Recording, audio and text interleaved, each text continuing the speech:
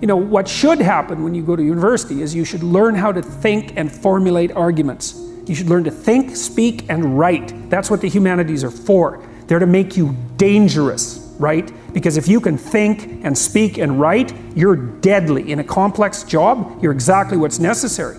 There's nothing you can possibly do to become more deadly than to improve your facility with language. And the way you do that is by reading, especially great things, and by writing, and by thinking, and by speaking, for that matter. But how could that not be viewed as absolutely central to what education is about? You want to be inarticulate and stumble over everything that you try to think and communicate? Yeah. How are you going to get anywhere? You don't even know who you are under those circumstances. You're this massive feeling that's expressing itself, maybe in violence because you can't find the words. And you stumble around and bump into things, and you're clunky and dull, and you're not witty. You don't sparkle. So let's say you take the example of a SEAL who's got it all, but this literacy. What happens to him compared to someone who has all those skills? If he can't write well, and he's in charge of 6 guys, and one of those guys works hard or does something that deserves to be recognized, this is the responsibility of that leader to write that person an award. Okay, so he can't reward his good workers, his good soldiers. He can give him a pat on the back, but a pat on the back isn't going to get him promoted. An award is actually worth some points towards your promotion. And the people that are on that board that are giving that reward, they're never going to meet that leader, and they're definitely not going to meet that guy. There's no bias. It's based on this piece of paper that you hand in. You hand in this piece of paper, they read the piece of paper, and they say award approved or award not approved. Mm-hmm. Or you want to do a mission, and you send that up the chain of command, and it's the same thing. It gets to a certain point where they're just looking at it and reading and trying to decipher this pile of junk that you put together. And by the way, if I'm in charge and Jordan sends me a concept of operations that doesn't make any sense, why would I possibly let you go out and execute an operation that I can't even understand what it is you're trying to do? Because what I observed in my own career, and it's so interesting, the parallelism is so interesting but not surprising, is that nothing can stop you if you can write. And it's for the reasons you just laid out. It's like, when you write, you make a case for something, whatever it happens to be. And if you make the best case, well, then you win. And you get whatever it is that you're aiming at.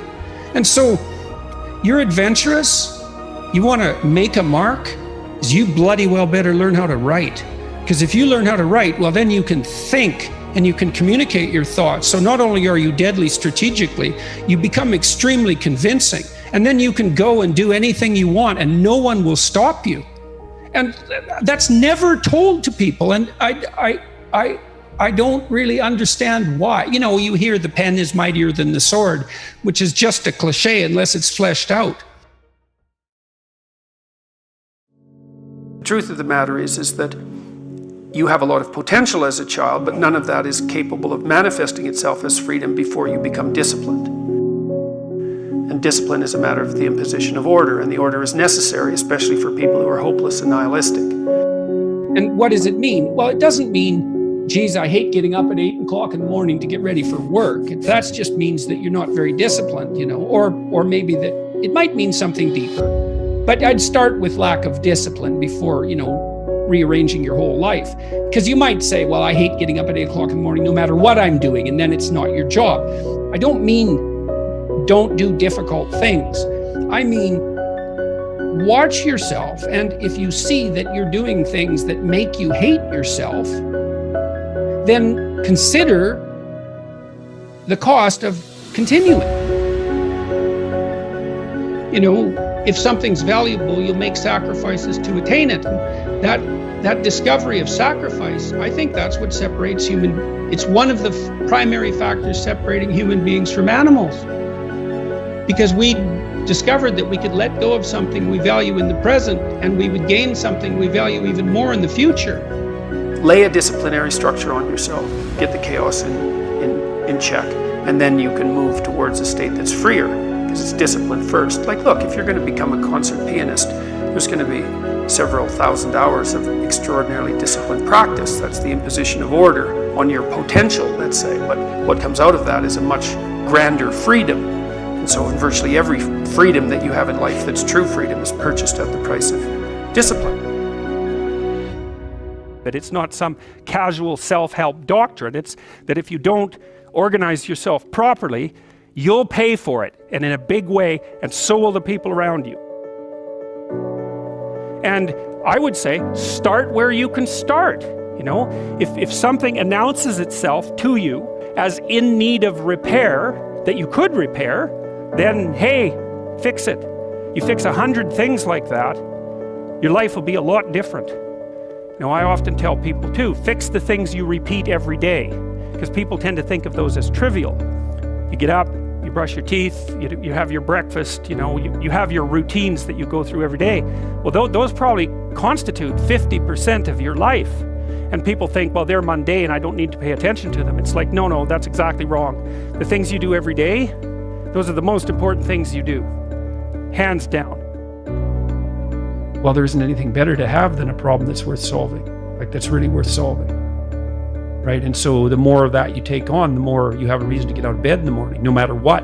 Like, I'm getting up, I'm trudging forward. Doesn't matter what I'm suffering from, I've got things that need to be done. They're necessary. And that gives you that sense of purpose that is the antidote to bitterness.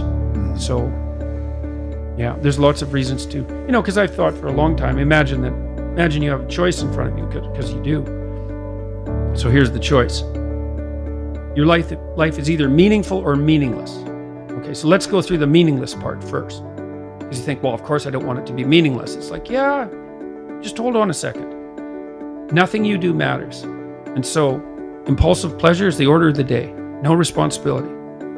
You can do whatever you want. It's like Pleasure Island in Pinocchio, right? Or it's like Neverland in Peter Pan. You're still a kid. You can play all the time. Yeah. Impulsive pleasure. And no responsibility. That's the reward for meaninglessness. Well, but then the other side is, okay, well, let's say you want your life to be meaningful. It's like, okay, then what you do matters.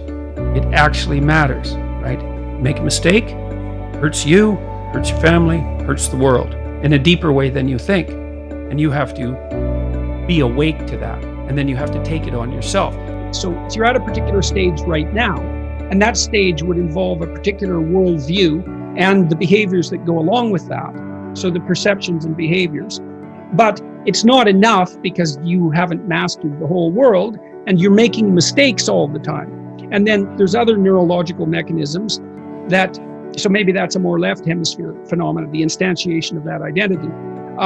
Then there's right hemisphere mechanisms that are tracking your errors and sort of and keeping track of them. And the errors are an indication that your theory is incomplete. So the errors accumulate and the information around the errors accumulate, and another identity starts to become formulated, and it solves all the problems your previous identity did, but also some additional ones. When you have an aha moment like that, it's the manifestation of that next identity that's making itself known. It's you know, because it's being built from the bottom up. It isn't explicit yet. And then you'll encounter an explicit statement. You mentioned a couple there, and they map onto that. And that's the aha. It's like, oh yes, that's what ties together these things that I've been wrestling with in the back of my mind. Attention, for example, is mediated by unconscious forces. And you know that perfectly well. You know, if you're sitting down to study, for example, your conscious intent is to study, but you know perfectly well that all sorts of distraction fantasies are going to enter the theater of your imagination non-stop and annoyingly, and there isn't really a lot you can do about that except maybe wait it out. You know, so you'll be sitting there reading and your attention will flicker away. You'll think about, I don't know, maybe you want to watch Jane the Virgin on Netflix or something like that, or maybe it's time to have a peanut butter sandwich, or you should get the dust bunnies out from underneath the bed, or it's time to go outside and have a cigarette, or maybe it's time for a cup of coffee, or it's like all these subsystems in you that would like something aren't very happy just to sit there while you read this thing that you're actually bored by. And so they pop up and try to take control of your perceptions and your actions nonstop. Maybe you think, well, this is a stupid course anyways. Why do I have to read this damn paper? And what am I doing in university? And what's the point of life? It's like, well, you can really get going if you're trying to avoid doing your homework. And then you might think, well, what is it in you that's trying to avoid? Because after all, you took the damn course and you told yourself to sit down.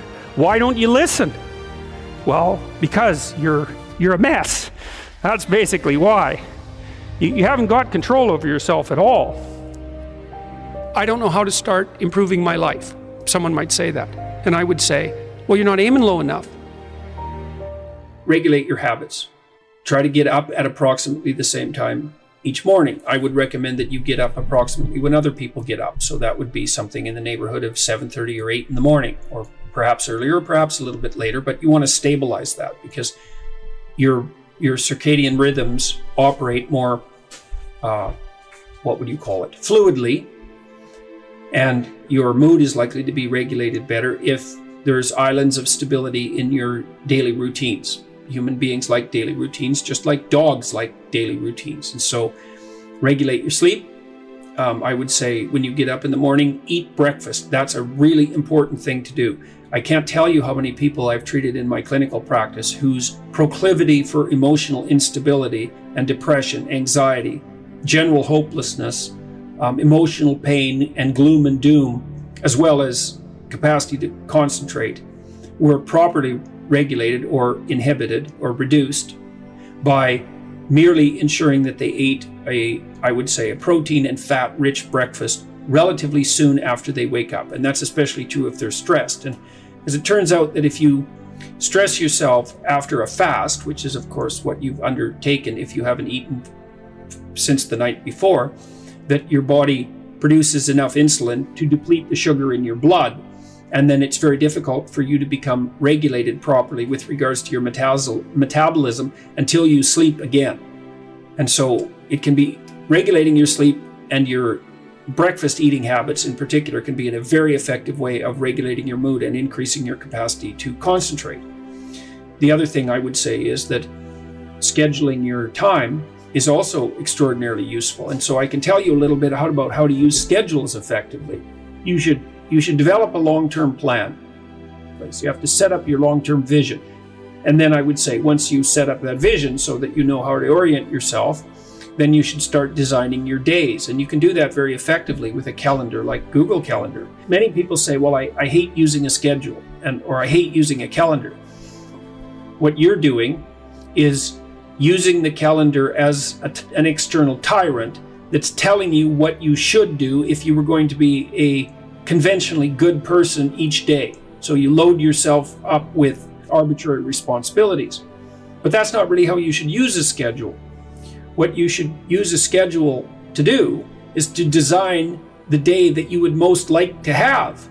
And obviously that's going to include accepting some responsibility and undertaking to make progress on those things that you have to make progress on to keep your life from collapsing into chaos. But it should also mean that you schedule in activities that make you actually want to have that day. And so if you're using a schedule properly, that it can be your friend. And that can also be something that can increase your capacity to concentrate. And then I would say, well, if you're very scattered, then you can start to train yourself. You might say, well, I need to learn to read without distraction. So maybe what you do, you say, okay, well, for the next week, I'm going to read 10 minutes a day, and I'm going to try to limit the distractions. And if you're successful at that, then you could try 12 minutes a day. And if you're successful at that, you could try 15 minutes a day. And the trick is to set a goal for yourself that is slightly beyond your current level of performance, enough to be challenging, enough to be worthwhile if you accomplish, but not so difficult that you're likely to fail. And then practice incrementally, day by day, trying to inculcate the habits that you want to inculcate. And assume that it'll take you a number of months or even a number of years in order to become very fluent at the habit. The important thing is to start improving incrementally, because incremental improvement pays off like compound interest. There's always people out there who are doing far better than you on pretty much anything you want to imagine. And if all you're doing is seeing yourself in their reflected light, let's say, then it's going to be pretty damn dismal. But it's not a good comparison because, well, first of all, there's danger in just comparing yourself to others, period, because they're not you. And God only knows what struggles they had to undertake to get to where they were, or what burdens they're currently carrying that you're not aware of. But you can certainly contrast yourself with yourself. And that's a lot better. It is the only way. Well, it's also the only way of really measuring anything approximating proper improvement. You can actually tell when you're a little better than you were yesterday. Right. And you can actually do that. That's another thing that's so interesting about it, is that you can actually make yourself a little better in some way, pretty much, well, I don't know if it's at every moment, but you can certainly do it every day. Be careful who you share good news with, because you want to share good news with people who are going to be genuinely happy for you, and be careful who you share bad news with, because that's equally tricky. You want someone who will listen to you when you're having trouble and allow you your grief. Beauty calls people to their higher being, I would say, and to make friends with beauty is to introduce yourself very carefully to one of the mysteries of life that make it worth living. There's never been a better time for the majority of people to be alive, and the future, although we're vulnerable and terrible things can always happen to us, it's hard to make a case that the future doesn't look comparatively positive. We're becoming extremely technologically sophisticated, and the world is changing at an incredibly rapid rate, and the only way we're going to be able to manage that in a positive way is if each of us, or as many of us as possible, are capable of making wise and careful and truthful decisions. And if we do that, then maybe things can continue to improve. You don't get people to stand up on their own 2 feet and to adopt responsibility if everything is given to them. And that's a real conundrum. You know, maybe you're in California, see someone speeding down the road in a convertible Porsche, and you think, oh man, what a lucky bastard. And the truth of the matter is that he's thinking about wrapping his expensive sports car around the next cement pillar that he comes close to. You know, you can't tell, and people have hard lives, and even people who are comparatively fortunate have hard lives. And the ideal that you're observing that makes you jealous and resentful is in large part an illusion that's created by your own mind. You have to be careful of what you're jealous of, because you don't really know what it is. And then the other thing that's kind of useful is to understand you're quite different from other people, and you shouldn't be comparing yourself to them because they're not like you. They don't have your family. They don't have your temperament. They don't have your troubles. They don't have your abilities. The only person that has those is you. One of the rules, I think it's rule 4, is compare yourself to who you were yesterday and not to who someone else is today. And see, that's a game you can win.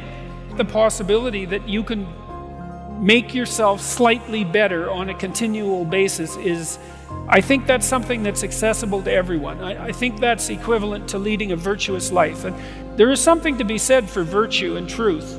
You know, and that is one thing. Another thing that I've noticed about people who've been phenomenally successful is that they really do everything they can to live a truthful life. And you can get a bloody long ways by being honest. You got to know that there are differences in intelligence. It's really important. If you go into a job and you're not smart enough for that job, you're going to have one bloody miserable time. And you're going to make life wretched for the people around you because you won't be able to handle the position. But what you really want to do, as far as I can tell, if you want to maximize your chances for both success and let's say well-being, is you want to find a strata of occupation in which you would have an intelligence that would put you in the upper quartile. That's perfect. Then you're a big fish in a small pond. And you don't want to be the stupidest guy in the room. It's a bloody rough place to be. So, and you probably don't want to be the smartest guy in the room either, because what that probably means is you should be in a different room. If you want to be the best at what you're doing, bar none, then having an IQ of above 145 is a necessity, and maybe you're pushing 160 in some situations, and maybe that's making you one person in 10,000 or even one person in 100,000. And then also, to really be good at it, you probably have to be reasonably stress tolerant and also somewhat conscientious. Why is it that smart people are at the top of dominance hierarchies? And the answer to that in part is because they get there first, right? I mean, everything's a race, roughly speaking, and the faster you are, the more likely you are to be at the forefront of the pack, and intelligence in large part is speed. That's not all of it is. So if you're moving towards something difficult rapidly, the faster people are going to get there first. You're going to have to put some effort into your life, and you need to be motivated to do that. And so what are the potential sources of motivation? Well, you could think about them in the big five manner. You know, if you're extroverted, you want friends. If you're agreeable, you want an intimate relationship. If you're disagreeable, you want to win competitions. If you're open, you want to engage in creative activity. If you're high in neuroticism, you want security. Okay, so those are all sources of potential motivation that you could draw on, that you could tailor to your own, your own personality. But then there are dimensions that you want to consider your life across. And so we ask people about, well, if you could have your life the way you wanted it in 3 to 5 years, if you were taking care of yourself properly, what would you want from your friendships? What would you want from your intimate relationship? How would you like to structure your family? What do you want for your career? Well, how are you going to use your time outside of your job? You're quite different from other people, and you shouldn't be comparing yourself to them because they're not like you. They don't have your family. They don't have your temperament. They don't have your troubles. They don't have your abilities. The only person that has those is you. Compare yourself to who you were yesterday and not to who someone else is today. And see, that's a game you can win. Most creative people fail at producing their creative product and monetizing it, right? So your default position, if you're a creative person, is you're going to fail.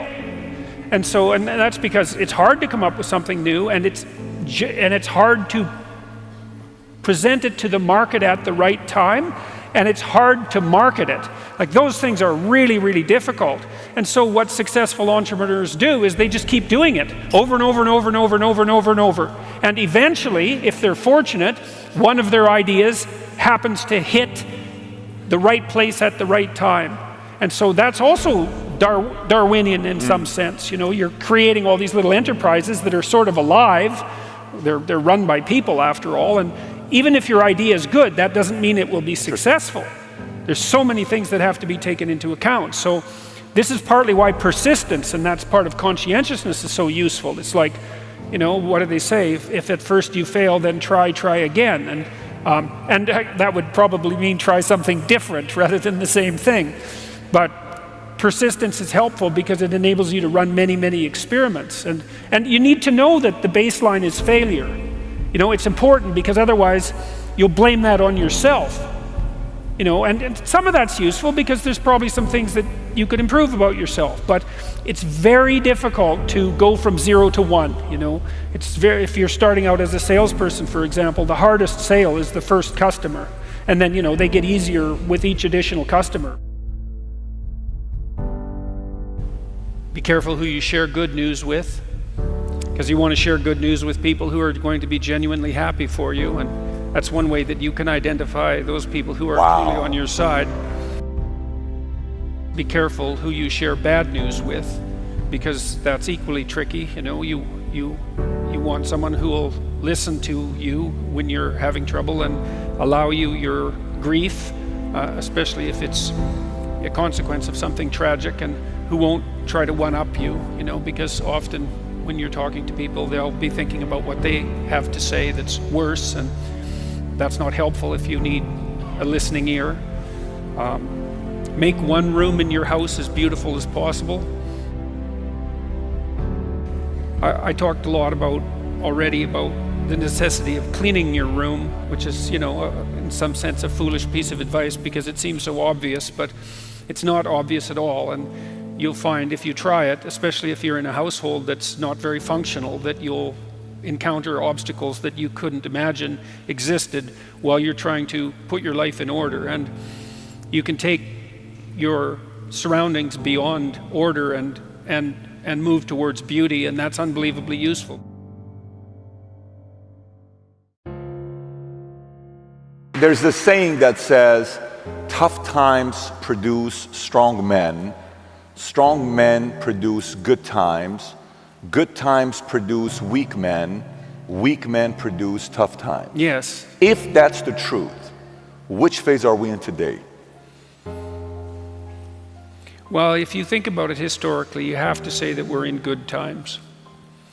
I mean, that doesn't mean everything about the current times are good, and of course life is always tenuous and difficult, but it's 1919. If you go back 100 years ago, imagine what the last 5 years would have been like, right? The entire world was encapsulated in a terrible war. The trench warfare was absolutely brutal, and that was a 5-year period, and then that was followed by the Spanish influenza, which killed 120 million people. And so I'd rather be here now than there then by a substantial margin. And I think life is never easy, even under relatively positive conditions, but I would say that speaking on a global level, there's never been a better time for the majority of people to be alive.